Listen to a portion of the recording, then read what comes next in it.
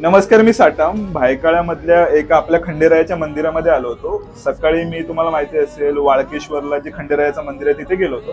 तिथे काही गोष्टी दाखवता आल्या नाही म्हणून या आपल्या खंडेरायाच्या मंदिरात परत आलोय आणि चंपाषष्ठीचा कार्यक्रम इथे सुद्धा साजरा झाला होता.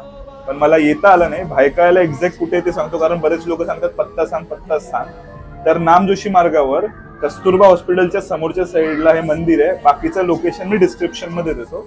पण मला मूर्ती एक्सप्लेन करायची होती तुम्हाला, त्यामुळे मी इथे आलोय खास करून. ते पवनपुत्र हनुमान आहेत. मला थोडं जपून करावं लागतंय कारण इथे आपले साक्षात महादेव विराजमान झालेले आहेत आणि कायम तुम्ही पाहाल ना तर खंडेरायाच्या मंदिरामध्ये महादेव हे असणारच.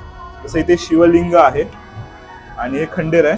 तर कधीही तुम्ही खंडेरायांची अशा प्रकारे मूर्ती बघितलात ना तर त्यामध्ये उजव्या बाजूला कायम म्हाळसाबाई असणार आणि डाव्या बाजूला बानुबया. आता हे काही लोक बोलतात की सेवक आहेत.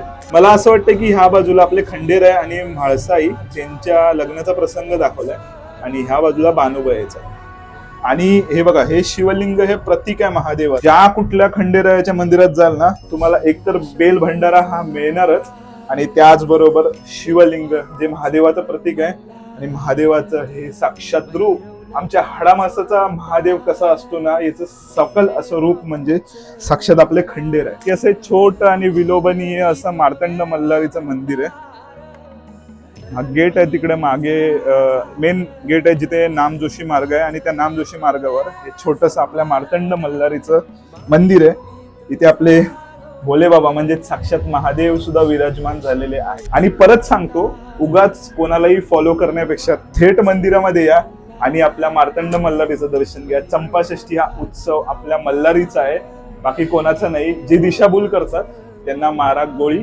आणि इकडे आणि एक इंटरेस्टिंग गोष्ट सांगतो, हे आपले खंडेराय म्हणजे आपल्या हाडामासाचा देव, आपला देव आहे ना. ह्या बाबतीत कसं पटेल माहिती आहे का तुम्हाला? तर खंडेरायाच्या हातातली काठी, घोंगडी आणि त्याचबरोबर बिचाराचा नैवेद्य काय आहे तर सिंपल आहे.